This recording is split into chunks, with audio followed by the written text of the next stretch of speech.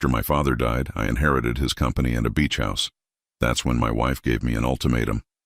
Either you pay for my plastic surgeries and give me $50,000, or I'll divorce you and take every penny. I just smiled and agreed. When I showed a recording to my lawyer, he said, "It's time to start the plan." I'm glad to have you here. Follow my story until the end, and comment the city you're watching from, so I can see how far my story has reached. My name is Frank, and at 65 years old I thought I knew everything about betrayal. I was wrong. Dad had been gone for exactly 3 weeks when Lauren cornered me in our kitchen on that gray Tuesday morning. I was still wearing my old flannel pajamas, nursing my second cup of coffee and staring at the stack of condolence cards I hadn't had the strength to answer. The funeral flowers had long since wilted, but their sickly sweet smell seemed to linger in every room of our house. "Frank, we need to talk." Lauren's voice cut through the morning silence like a blade. She was already dressed for the day in one of those expensive outfits she'd been buying more frequently lately. A cream-colored blazer that probably cost more than most people's monthly grocery budget. I looked up from my coffee, expecting maybe some gentle words about grief, or perhaps a suggestion that we take that trip to Europe she'd been mentioning. Instead, I saw something in her eyes that made my stomach clench. It wasn't sympathy or concern. It was calculation. "Sure, honey. What's on your mind?" I managed to keep my voice steady, though something deep inside me was already bracing for impact. Lauren sat down across from me at our kitchen table, the same table where we'd shared 30 years of breakfasts, where we'd discussed our dreams, our fears, our plans for retirement. She folded her hands in front of her like she was chairing a business meeting. "Now that your father's estate is settled, I think it's time we discussed some improvements I need to make." She paused, studying my face. "I've been putting off some procedures, some investments in myself because money was tight. But now," my throat felt dry. "What kind of procedures?" "A full facial reconstruction, breast augmentation, maybe a tummy tuck. Dr. Morrison says I'm an excellent candidate, and at 58, this is really my last chance to look the way I deserve to look." Her voice was matter-of-fact, as if she were discussing grocery shopping. I set down my coffee cup, my hand suddenly unsteady. "Lauren, that's major surgery. Are you sure?" "I'm not asking for your permission, Frank." Her tone sharpened. "I'm telling you what's going to happen. The procedures will cost around $30,000, and I'll need another $50,000 for some other investments." "Other investments?" The words came out as barely a whisper. "Personal things, a new wardrobe, maybe a small condo in the city for when I need space, things that will make me happy." She leaned back in her chair, arms crossed. "You inherited the business and that beach house in Malibu. It's only fair that I get something too." The beach house. Dad's sanctuary, where he'd taught me to fish, where we'd spent countless weekends talking about life and business and everything that mattered. The place he'd specifically left to me in his will, because he knew how much it meant to me. "Lauren, I haven't even decided what to do with the business yet, and the beach house. That's not really about money, it's about memories." Her laugh was cold, nothing like the warm sound I'd fallen in love with 3 decades ago. "Memories don't pay for surgery, Frank. And frankly, I've sacrificed enough years of my life supporting your father's endless medical bills and your little mother-hen routine with him." Something twisted in my chest. Dad had been sick for 2 years before he passed. 2 years of hospital visits, specialist appointments, sleepless nights when his pain was too much for the medications to touch. I'd thought Lauren understood. I'd thought she cared. "He was my father," I said quietly, "and I was patient. Very patient. But now he's gone, and it's time for me to live my life." She leaned forward, her eyes hard as stone. "So here's how this is going to work, Frank. You're going to give me the $80,000 I need, 50 for my personal investments, 30 for the surgeries. You're going to do it willingly and with a smile. And if I don't?" The smile that spread across her face made my blood run cold. "Then I file for divorce, and I take half of everything.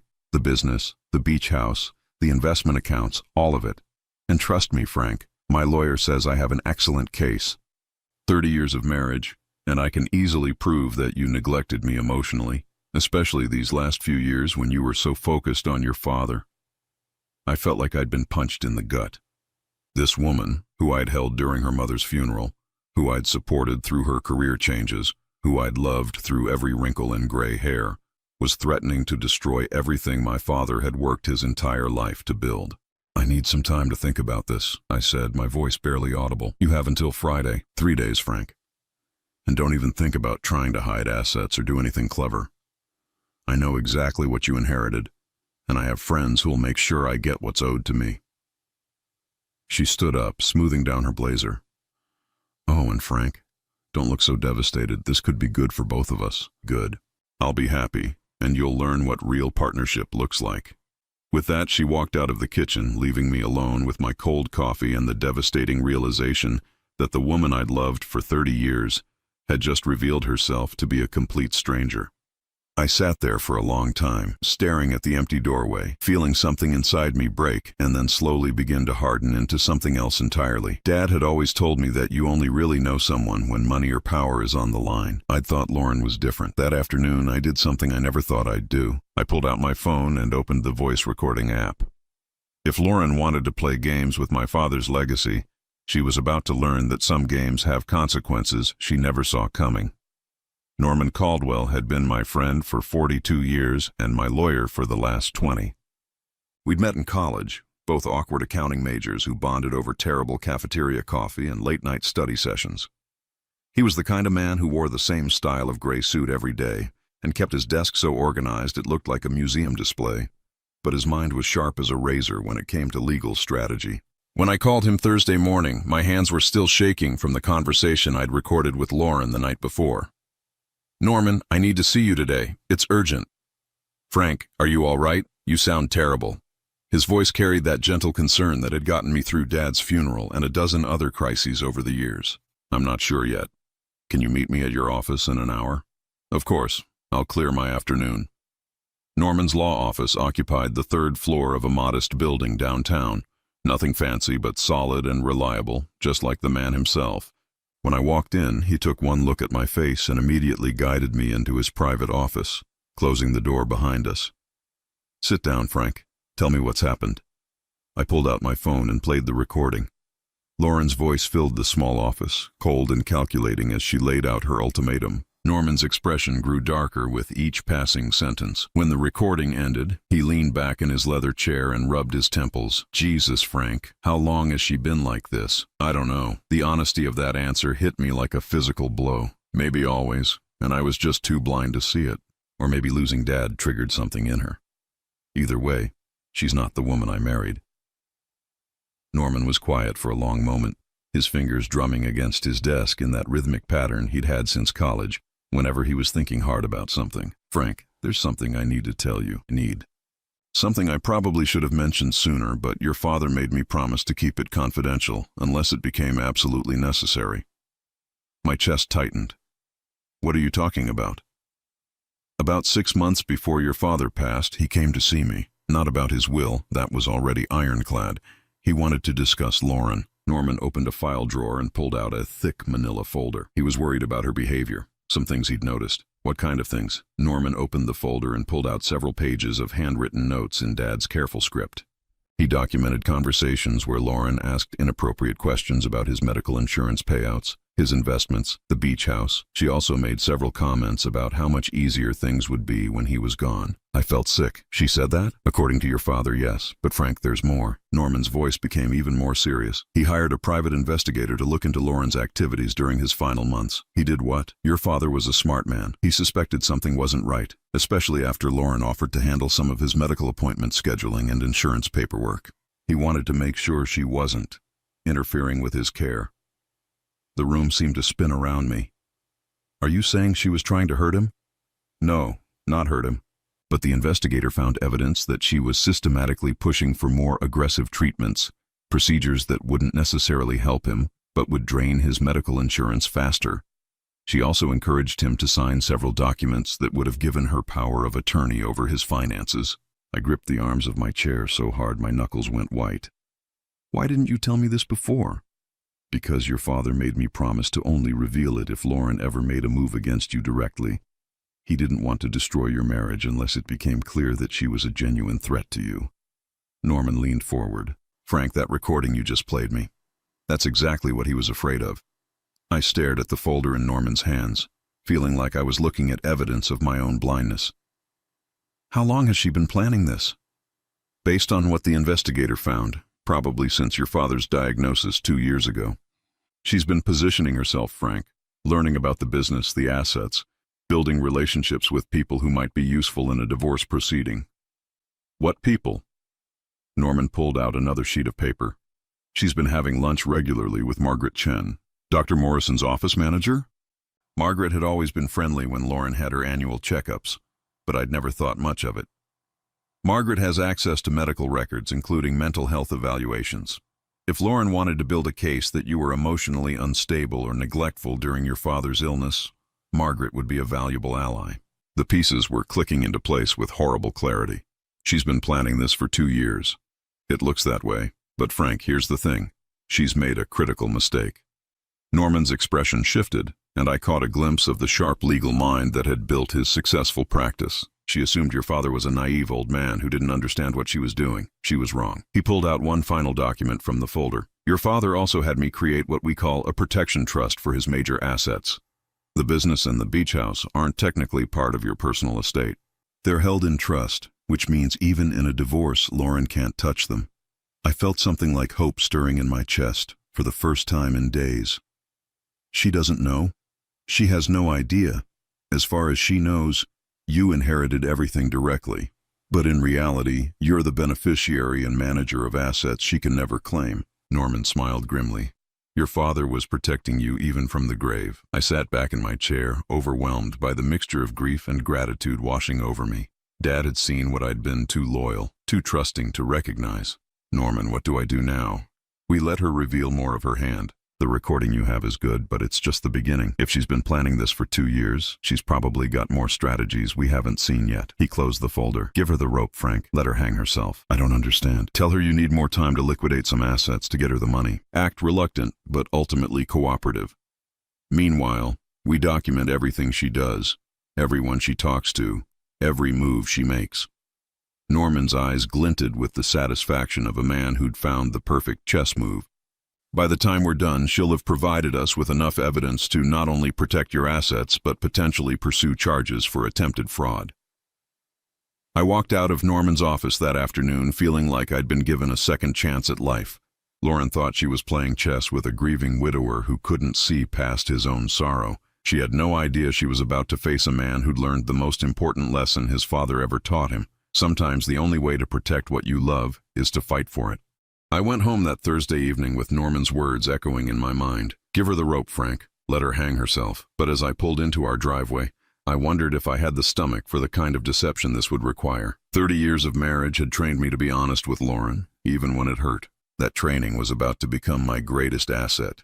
Lauren was in the living room when I walked in, perched on the edge of our cream-colored sofa with her laptop open and papers scattered around her. She looked up when she heard my key in the door, and I caught something in her expression, anticipation mixed with barely concealed excitement. Frank, honey, how was your day? Her voice carried that artificially sweet tone she used when she wanted something. Difficult, I said, which was completely true. I've been thinking about what you said yesterday. Her posture straightened slightly, and I sat down in my favorite armchair, the one Dad had given us as a wedding present. The irony wasn't lost on me. I want to give you what you need, Lauren. I really do. But $80,000. That's not exactly pocket change. I know it's a lot, but Frank, we can afford it now. She closed her laptop and leaned forward. Your father left you very well provided for. It's not about the money being there, I said carefully. It's about liquidating assets without triggering tax penalties. Norman says I need to be strategic about how I access the inheritance. The mention of Norman made her jaw tighten almost imperceptibly. What exactly did you tell Norman? Just that I needed advice on managing the estate. Nothing specific about our conversation. I watched her shoulders relax. But he did mention that some of Dad's assets are in complicated investment vehicles. It might take a few weeks to get you the full amount without losing money to early withdrawal penalties.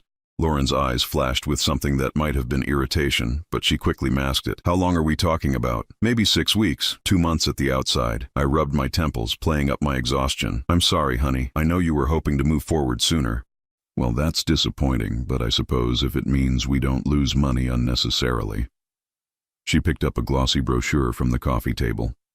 Dr. Morrison's office is actually booked out for the next 2 months anyway. Maybe the timing will work out perfectly. That night, after Lauren went to bed, I sat in my home office with a yellow legal pad and started writing down everything I could remember about the last 2 years. Every conversation, every strange comment, every time Lauren had seemed oddly interested in Dad's medical bills or insurance claims. The list was longer than I wanted to admit. The next morning, I called the private investigator Norman had recommended, a woman named Sarah Chen who specialized in matrimonial cases.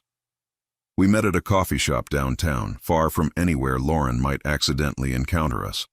Sarah was younger than I'd expected, maybe 40, with sharp eyes and an understated way of dressing that probably made people forget they'd seen her. "Mr. Patterson," Norman filled me in on the basics. "I understand your wife has been making some concerning financial demands." "It's more than that," I said, pulling out my phone. "I recorded our conversation Tuesday night." Sarah listened to the recording twice, taking notes in a small leather notebook. When it finished the second time, she looked up at me with a grim expression. "Mr. Patterson, this recording is valuable, but it's just the tip of the iceberg. If your wife has been planning this for as long as Norman suspects, there's going to be a trail. Financial records, communications, maybe even evidence of coordination with others." "What kind of coordination?" "People don't usually develop schemes like this in isolation. She's likely been getting advice, possibly from people who've been through similar situations." Sarah closed her notebook. "I'd like to start with her financial records, bank statements, credit card bills, phone records if we can access them legally. We have joint accounts for most things. That's helpful."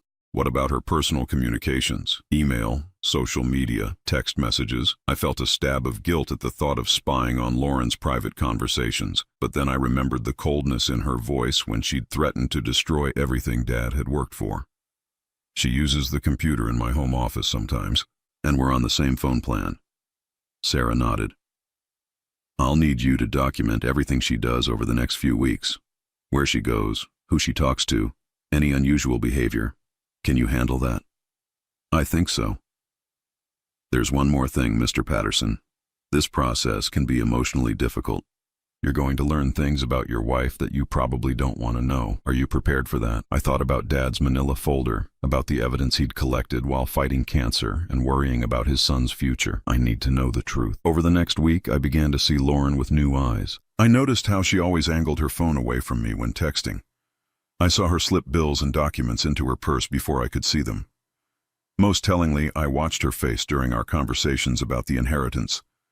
There was a hunger there that had nothing to do with love or partnership. On Tuesday evening, exactly 1 week after her initial ultimatum, Lauren announced she was going out for dinner with her sister. I waited until her car disappeared down our street, then called Sarah. "She just left. How long do you need?" 30 minutes, maybe less. I'm 5 minutes away." Sarah arrived with a small toolkit and got to work immediately on Lauren's laptop. While she worked, I went through Lauren's desk drawers and found a folder I'd never seen before. Inside were printouts of emails between Lauren and someone named Marcus Rivera. "Frank, look at this," Sarah called from the computer. "Your wife has been researching divorce law extensively. But more interesting, she's been corresponding with a paralegal named Marcus Rivera about asset discovery strategies." I handed her the folder. "You mean this Marcus Rivera?" Sarah's eyebrows shot up as she scanned the emails. "Mr. Patterson, these emails go back 14 months. She's been planning this since before your father's final diagnosis." The emails were a roadmap of calculated manipulation. Marcus had advised Lauren on how to document Frank's emotional unavailability during his father's illness. He'd suggested she establish relationships with medical professionals who might testify about Frank's mental state. Most damning of all, he'd helped her research the inheritance laws that would apply to her father-in-law's estate. "There's more," Sarah said, pulling up browser history. "She's been researching your father's business partners, looking for potential weak points in the company structure. And look at this. She's had multiple consultations with different divorce attorneys over the past 6 months." I felt sick. While I'd been holding Dad's hand through chemotherapy sessions and staying up all night when his pain medication wasn't working, Lauren had been building a case to destroy everything he'd wanted to leave me. Sarah pulled out a small device and began copying files. "Mr. Patterson, we've got enough here to prove premeditation and conspiracy. But I think there's more. These emails reference meetings and phone calls that aren't documented here. What kind of meetings? She's been talking to people from your father's medical team, and there are references to someone named Dr. Morrison's office, specifically about accessing certain records. I remembered Norman's mention of Margaret Chen. Margaret Chen works for Dr. Morrison. She's been having lunch with Lauren. We need to find out what kind of information she's been sharing. Medical records are confidential, but if she's been discussing your father's mental state or your behavior during his illness. Sarah packed up her equipment as we heard Lauren's car in the driveway. I quickly returned the folder to her desk drawer and met Lauren at the front door. "How was dinner with your sister?" I asked, forcing a smile. "Oh, you know how she is. She talks too much." Lauren kissed my cheek, but her eyes were studying my face. "You look tired, honey. Maybe you should get some rest." That night, lying in bed next to the woman who'd been systematically planning my destruction, I stared at the ceiling and thought about Dad. He'd known. Somehow, even while fighting for his life, he'd seen what I'd been blind to, but now I could see too, and Lauren was about to discover that underestimating a grieving son had been the biggest mistake of her carefully calculated plan. Sarah's phone call came at 7:30 the next morning, just as Lauren was leaving for what she claimed was a doctor's appointment. "Frank, we need to meet today. I found something that changes everything." An hour later, I sat across from Sarah in her small office, watching her face as she laid out a series of documents that made my blood run cold. "Your wife isn't just planning to take half your assets, Frank.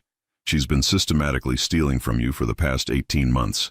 Sarah opened a file folder and pulled out bank statements I'd never seen before. She opened a separate account using your social security number and a slightly altered version of your name. Frank A. Patterson instead of Frank Anthony Patterson. Technically not identity theft since you're married, but definitely fraudulent." I stared at the statements. Deposits totaling over $47,000, money that had been quietly siphoned from our joint accounts in small amounts that I'd never noticed. "How did you find this?" "Credit monitoring. When I ran a comprehensive check on both your financial profiles, this account popped up. She's been very careful, Frank, never taking more than a few $100s at a time, spacing the withdrawals strategically." Sarah pointed to specific entries. "Look at the timing. Every withdrawal corresponds to a period when you were particularly focused on your father's care." My hands shook as I flipped through the pages. December 15th, the day Dad started his final round of chemotherapy. January 22nd, the morning he was rushed to the emergency room. March 3rd, the day before he died. She was stealing from me while I was watching my father die. It gets worse. Sarah pulled out another set of documents. She's also taken out a credit card in your name. The bills were being sent to a post office box she rented 6 months ago. The credit card statements showed charges that painted a picture of Lauren's real life, a life I knew nothing about. Expensive dinners at restaurants I'd never been to. Hotel charges in cities she'd never mentioned visiting. Most damning of all, multiple charges to something called Rivera Legal Consulting. "She's been paying Marcus Rivera for months," I whispered. $2,500 so far. "And Frank, there's more." I traced some of these hotel charges. "She's been meeting regularly with someone in San Francisco, someone named David Morrison." "Morrison? Like Dr. Morrison?" "His son. David Morrison is a real estate developer, divorced, wealthy, and according to his social media, he's been in a relationship with someone he refers to as L for the past 8 months. The room seemed to tilt around me. She's having an affair. A very calculated affair. David Morrison owns a development company that specializes in luxury condominiums. Specifically, luxury condominiums in areas where property values are expected to skyrocket over the next 5 years. Sarah spread out more documents, property listings, investment prospectuses, email printouts. "Lauren hasn't just been stealing money to fund an affair, Frank. She's been investing in real estate with her boyfriend, using your money as seed capital for deals that are projected to return massive profits." I felt like I was looking at the blueprint of my own destruction. The $50,000 she wants for personal investments is probably the final amount she needs to buy into David Morrison's biggest development project, a luxury resort complex in Napa Valley that breaks ground next month. Sarah's voice was grim. "If this project succeeds, your stolen money could be worth $500,000 in 3 years. And the divorce was always part of the plan. She gets half your legitimate assets, plus whatever profits she can hide from the illegal investments. David Morrison gets a business partner with significant capital, and together they build an empire funded by your father's legacy." I sat in stunned silence, trying to process the scope of Lauren's betrayal. This wasn't just greed or midlife crisis.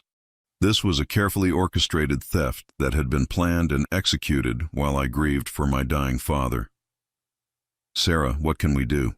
Legally, we have enough evidence to charge her with multiple felonies. Identity theft, fraud, possibly conspiracy. But Frank. Sarah leaned forward. I think there's a better way. What do you mean? Your wife thinks she's got you completely fooled. She believes you're a grieving widower who'll give her anything to avoid conflict. What if we use that against her? Sarah pulled out a small recording device. You said she's been pushing for the money more aggressively lately. What if we give her a chance to really show her hand? Let her think she's won, and then record her admitting to everything she's done? The idea terrified and thrilled me in equal measure. You want me to confront her? Not confront. Confess. Tell her you've discovered some of what she's done, but act like you're too weak and guilt-ridden to fight her. Let her think she can manipulate you into staying quiet. Sarah's eyes gleamed with the kind of strategic thinking that had made her reputation. People like Lauren can't resist gloating when they think they've won. She'll tell you everything, probably justify it all as being your fault somehow. That evening, I prepared for the performance of my life. I set up recording equipment in 3 different locations around our house, charged my phone, and rehearsed what I would say.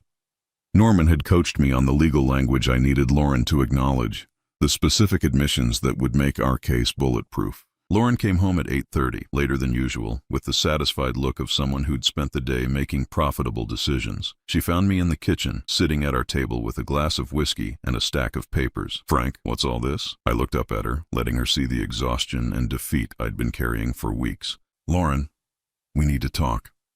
She sat down across from me, and I caught a whiff of expensive cologne that definitely wasn't mine. I know, I said quietly. Know what? About the account, about the credit card, about David Morrison. I watched her face go through a series of micro-expressions: surprise, fear, calculation, and finally, defiance. Frank, I can explain. Can you? Can you explain why you stole almost $50,000 from me while I was taking care of my dying father? My voice broke just enough to sound genuinely devastated. Can you explain why you've been living a double life for months? Lauren sat back in her chair, and I saw the exact moment when she decided to stop pretending. Her whole posture changed, became more confident, more predatory. You want to know the truth, Frank? Fine, here's the truth. She leaned forward, her voice taking on that cold tone I'd learned to recognize. You've been a pathetic excuse for a husband for years. All you cared about was your precious daddy and his precious business. When was the last time you took me somewhere nice? When was the last time you bought me something beautiful? When was the last time you made me feel like I mattered? I said nothing, just stared at her with what I hoped looked like broken acceptance. David makes me feel alive, Frank. He sees my potential, my intelligence. He doesn't treat me like some nursemaid for dying old men. Her voice was getting stronger, more vicious. And yes, I took money. Money that should have been invested in our future instead of wasted on medical bills for a man who was going to die anyway. Lauren, don't you dare judge me. I've given you 30 years of my life, and what do I have to show for it? A house in the suburbs and a husband who cares more about his dead father than his living wife. She stood up, pacing now. David and I are building something real, something profitable. In 5 years, we'll be worth millions. And you know what? You're going to help us get there. I don't understand. Lauren smiled, and it was the most terrifying expression I'd ever seen on her face. You're going to give me the $80,000 I asked for. You're going to do it quietly, and without any more questions. And then you're going to divorce me, and give me half of everything else. And if I don't, then I'll destroy you. Her voice was utterly calm now. I'll tell everyone how you emotionally abused me during your father's illness, how you neglected me, isolated me, made me feel worthless. Margaret Chen will testify about your erratic behavior at medical appointments. Dr. Morrison will confirm that I sought counseling for depression caused by your treatment of me. She sat back down, leaning across the table until her face was inches from mine. And if that doesn't work, I'll make sure the IRS knows about some creative accounting your father did in his final years, some deductions that might not hold up under scrutiny. My father had been scrupulously honest in all his business dealings, but I realized Lauren was probably counting on me being too grief-stricken to fight a prolonged audit. "You've thought of everything," I said. "I have, because unlike you, Frank, I'm not content to just drift through life waiting for other people to make me happy. I take what I want." She reached across the table and patted my hand with false sympathy. "Don't look so devastated, honey. This way, we both get what we need. You get to keep your precious memories and your guilt, and I get to live the life I deserve." I looked down at our joined hands, hers soft and manicured from years of not working, mine rough and scarred from years of building the business alongside Dad. "I need some time to process all this," I said finally. "Of course you do. Take all the time you need." Lauren stood up, smoothing her skirt. "But Frank, don't take too long. David and I have deadlines to meet." After she went upstairs, I sat alone in the kitchen with the recordings that would destroy her. But strangely, what I felt wasn't triumph or satisfaction. What I felt was the quiet, powerful certainty that Dad would have been proud of me for finally learning to fight back. The next morning I woke to find Lauren humming in the kitchen, making herself elaborate French toast with fresh berries, a breakfast she'd never bothered to make in the 30 years I'd known her. She looked radiant, almost glowing with the satisfaction of someone who believed she'd finally won the game she'd been playing. "Good morning, sweetheart," she said, not looking up from her cooking. "I hope you slept well." I hadn't slept at all. I'd spent the night listening to the recordings over and over, each replay making Lauren's betrayal feel more surreal and more devastating. But I'd also spent those sleepless hours with Norman and Sarah, planning the final phase of our strategy. "I've been thinking about our conversation last night," I said, pouring myself coffee with hands that were steadier than they'd been in weeks. "Oh?" Lauren finally looked at me, and I saw the predator behind her bright smile. "And what conclusions did you reach?" "I think you're right, about everything." I sat down at the table, letting my shoulders slump with defeat. "I was a terrible husband during Dad's illness. I did neglect you, and maybe you deserve to be happy." Lauren's smile widened, but her eyes remained calculating. "I'm so glad you're being reasonable about this, Frank. I called Norman this morning. I asked him to start liquidating some of the assets so I can get you the money you need. How long will that take? He thinks he can have $50,000 available by Monday. The rest will take another week or two." I rubbed my temples, playing up my exhaustion.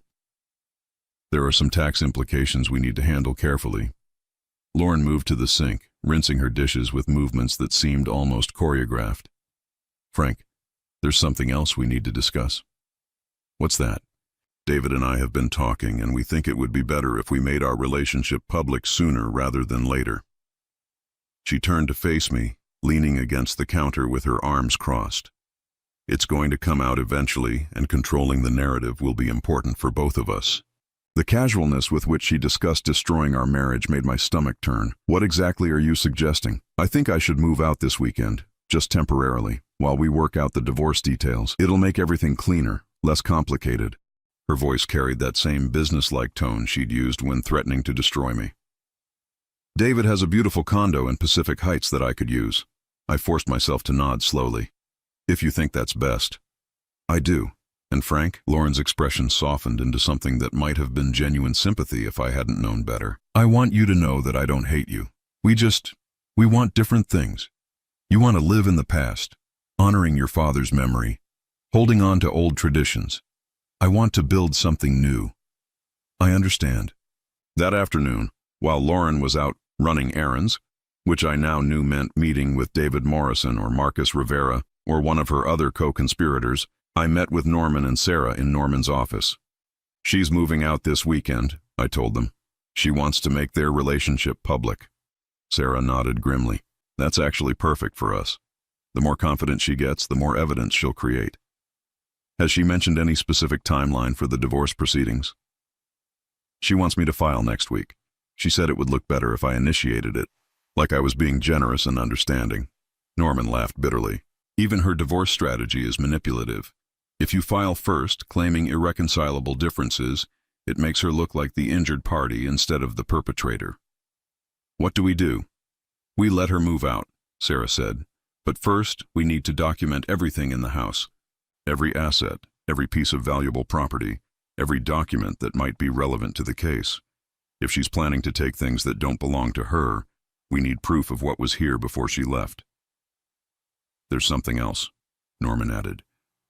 I want to confront Margaret Chen before Lauren has a chance to coach her story. If she's been sharing confidential medical information, that's a serious breach of ethics that could ruin her career. She might be willing to cooperate with us if she understands the legal jeopardy she's in. That evening, I helped Lauren pack her clothes with the kind of solicitude that would have been touching if it weren't all an act.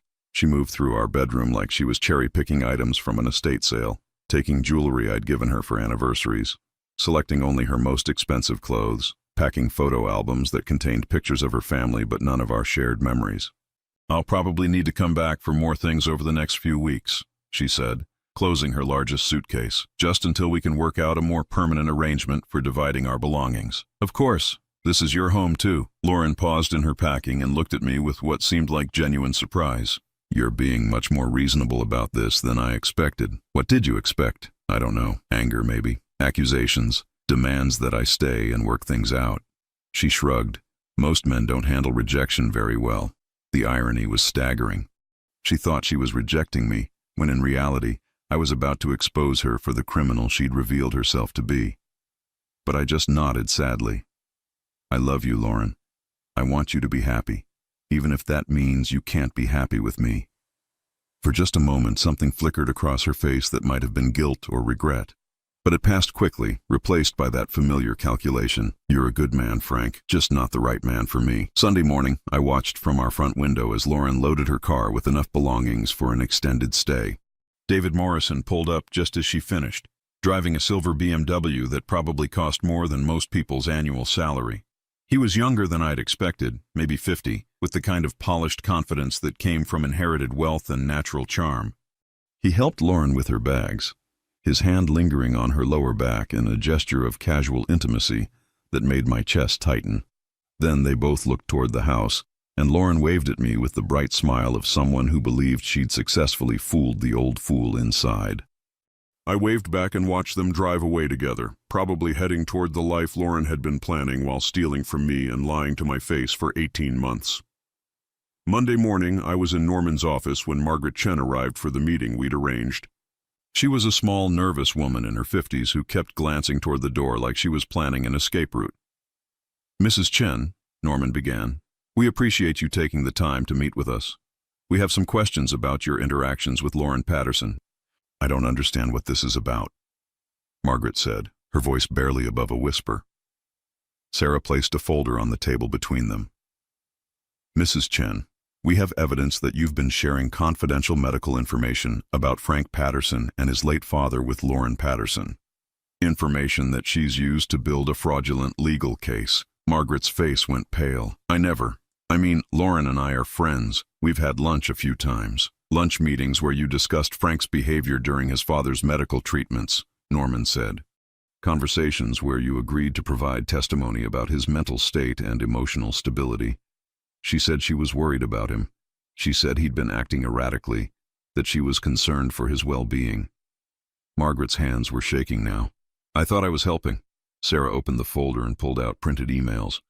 "These are communications between Lauren Patterson and Marcus Rivera, discussing specific medical information that only you would have access to. Information about when Frank attended appointments, how he interacted with medical staff, details about his father's insurance coverage and treatment decisions." Margaret stared at the emails, her breathing becoming rapid and shallow. "Oh God. Oh my God, what have I done?" "You've potentially compromised your professional license and opened yourself up to significant legal liability," Norman said firmly but not unkindly. "But Mrs. Chen, you have an opportunity to make this right." "How?" "By telling the truth. By helping us document exactly what Lauren Patterson asked you to do and what information you shared with her." Sarah leaned forward. "Mrs. Chen, Lauren Patterson isn't concerned about her husband's well-being. She's been systematically stealing from him and planning to destroy his life. You've been used as a pawn in a very sophisticated fraud scheme." Margaret broke down completely then, sobbing as she confessed to months of manipulation by Lauren. She'd shared information about Frank's attendance at medical appointments, his emotional reactions to his father's treatments, and details about the family's insurance coverage. She'd even agreed to testify in divorce proceedings about Frank's unstable behavior during his father's illness. She made it sound like she was protecting him, Margaret whispered through her tears. She said he was having a breakdown, and that she needed documentation to get him help. By the time Margaret left Norman's office, we had her signed statement detailing every conversation she'd had with Lauren, every piece of information she'd inappropriately shared, and her agreement to testify truthfully about Lauren's manipulation. "That's the last piece," Norman said after Margaret left. "We now have documentation of theft, fraud, conspiracy, breach of confidentiality, and perjury. Lauren Patterson isn't just going to lose this divorce case, Frank. She's going to face serious criminal charges." I should have felt triumphant. Instead, I felt exhausted and sad and strangely empty. In the space of 2 weeks, I'd discovered that my wife of 30 years was a stranger, a criminal, and a woman capable of cruelties I couldn't have imagined. But as I drove home to the empty house where Lauren and I had once been happy, I also felt something else. The quiet satisfaction of knowing that Dad's legacy was safe and that his faith in me had been justified. The game was almost over, and for the first time since Dad died, I was ready to win. The call came on Thursday morning, exactly 3 weeks after Lauren had first delivered her ultimatum. I was sitting in Dad's beach house, watching the sunrise over the Pacific and trying to remember what peace felt like, when my phone rang. "Frank, it's Norman. She's filed for divorce." I'd been expecting this call, but hearing it still sent a chill through me. "What are the terms?" "Everything we anticipated. She's claiming emotional abandonment, seeking half of all marital assets, and requesting immediate temporary support of $5,000 per month." Norman's voice carried a note of grim satisfaction. "She's also submitted a psychological evaluation requesting that you undergo mental health counseling before any major financial decisions are made." "The evaluation from Dr. Morrison?" "The very same Dr. Morrison whose son she's been sleeping with and whose office manager she corrupted. The whole thing is so brazenly corrupt it's almost insulting."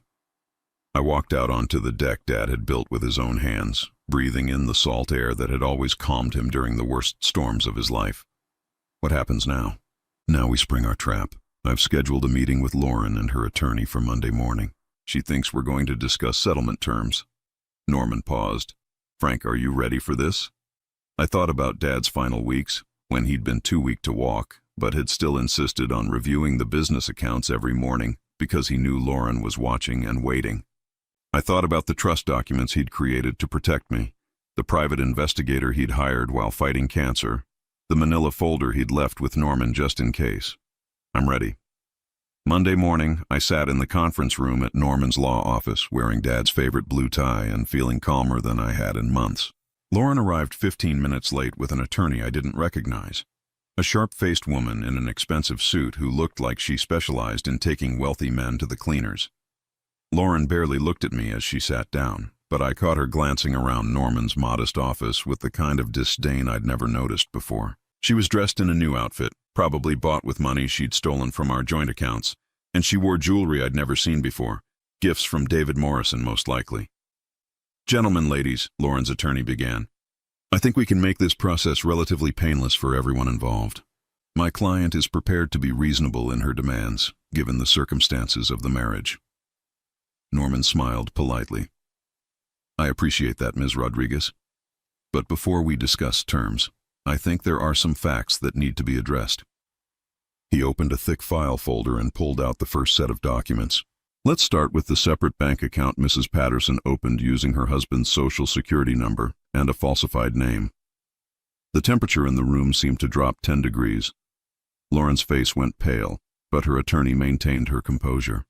"I'm not sure what you're implying, Mr. Caldwell, but—" "I'm not implying anything. I'm stating a fact." Norman spread the bank statements across the table. "Mrs. Patterson systematically stole $47,328 from joint marital accounts over the course of 18 months. Lauren's attorney picked up the statements, her confidence visibly wavering as she scanned the evidence. Lauren herself said nothing, but I watched her hands clench into fists under the table. "Furthermore," Norman continued, pulling out more documents, "Mrs. Patterson opened a credit card in her husband's name without his knowledge, racking up an additional $12,000 in debt that she used to finance an extramarital affair." "Frank," Lauren spoke for the first time, her voice shaking slightly, "you know this isn't what it looks like." "Actually, Mrs. Patterson," Norman said, "it's exactly what it looks like. But let's continue, shall we?" He pulled out the printed emails from Marcus Rivera. "Mrs. Patterson also engaged in conspiracy to commit fraud, working with a paralegal to develop strategies for stealing marital assets and falsifying evidence of spousal abuse. Lauren's attorney set down the papers and looked at her client with the expression of someone who just realized she'd been lied to. "Lauren, we need to discuss. And then there's the matter of the corrupted medical professional," Norman continued relentlessly. "Mrs. Patterson coerced Margaret Chen, a medical office manager, into sharing confidential patient information and agreeing to provide false testimony in divorce proceedings." I watched Lauren's face cycle through fear, anger, and desperation. She looked like a trapped animal, and for a moment, I almost felt sorry for her. Then I remembered her voice on the recording, coldly explaining how she planned to destroy me and steal Dad's legacy. "But perhaps most interesting of all," Norman said, pulling out one final set of documents, "is the evidence of Mrs. Patterson's ongoing financial fraud conspiracy with David Morrison, using stolen marital funds to invest in real estate ventures that would have netted them considerable profits." Lauren's attorney stood up abruptly. "We need a recess. I need to confer with my client." "Actually," Norman said calmly, "I don't think that will be necessary. You see, Detective Williams from the Fraud Division is waiting outside. I think Mrs. Patterson has some more pressing concerns than divorce proceedings." The blood drained from Lauren's face. "Frank, please. We can work this out. You don't have to do this." I looked at her across the conference table. This woman I'd loved for 30 years, who'd held my hand at Dad's funeral while planning to rob his legacy. For the first time in weeks, I felt completely calm. "Lauren, you told me that you take what you want, that you're not content to drift through life waiting for other people to make you happy."